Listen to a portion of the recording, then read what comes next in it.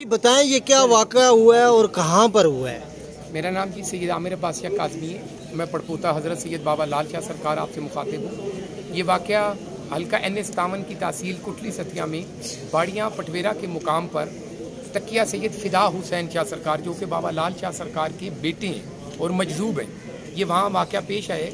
और ये वाक़या है जी अलम उतारने का, और उसके साथ साथ मेरे पाक नबी अलैहिस्सलाम के कलमा मुबारक, आपके कलमा शरीफ की जो एक तख्ती वहाँ लिखी थी जिसमें पंचतन पाक के इसमाए गरामी लिखे थे और हज़रत सैयद फ़िदा हुसैन शाह सरकार का इसमाए गरामी लिखा था। उस तख्ती को बड़े बेअंदाज, बल्कि मैं तो वो अल्फाज ही नहीं साथ रख सकता क्योंकि हम नहीं चाहते कि ये बात बाहर शायद इस पे कोई मज़ामत आप लोगों की तरफ से बड़ा जालिम अंदाज से और बड़े सितमज़रीफ़ी से उन्होंने वो तख्तियाँ उखेड़ी, अलम उखेड़े, वहाँ उखेड़ के फेंके गए।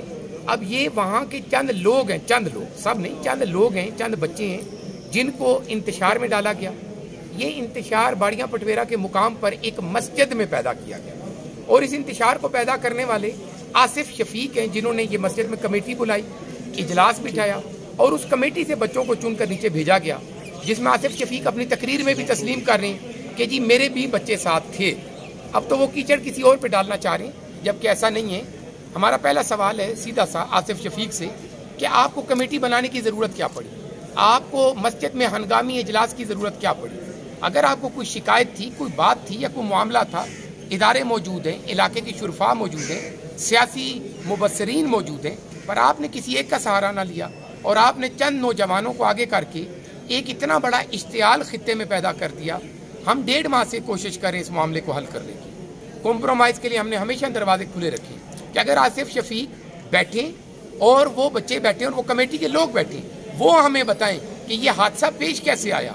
जिसकी भी गलती है वो तलाफी करें, हम सैदात हैं, हमारा हक बनता है कि हम इस मामले में सब्र व तहम्मुल से चलें, बर्दाश्त से चलें और इस मामले को जितना रोक सकें उतना रोक के चलें। पर ऐसा नहीं हो सका, हमारे जज्बात से इंतज़ामिया ने खेला। CPO रावलपिंडी और बाकी जितने भी अफसरान CPO के अंडर आते हैं उन लोगों ने अपनी जिम्मेदारी को जिम्मेदारी ना समझा और उनकी गफलत से और गैर जिम्मेदारी से आज ये मामला इस्लामाबाद एहतजाज की शक्ल में आ चुका है। हम फिर भी गुजारिश करेंगे, रिक्वेस्ट करेंगे कि इस्लामी जमहूरिया पाकिस्तान के कवानीन को मद्देनज़र रखते हुए इन लोगों को फिलफुर गिरफ्तार किया जाए, FIR लॉन्च की जाए, तमाम वाक़े को बाकायदा जुडिशल इंक्वायरी की जाए और एक टीम बनाई जाए बाला अफसरान में जो इस वाक़े को बड़ी पेचीदगी से देखे और इनके असल मुल्ज़िमान को सामने लाएं ताकि हमारे खित्ते का, हमारे इलाके का और इलाके के साथ साथ इस पूरे मुल्क के अमन को हम कायम रख सकें। बहुत शुक्रिया, थैंक यू।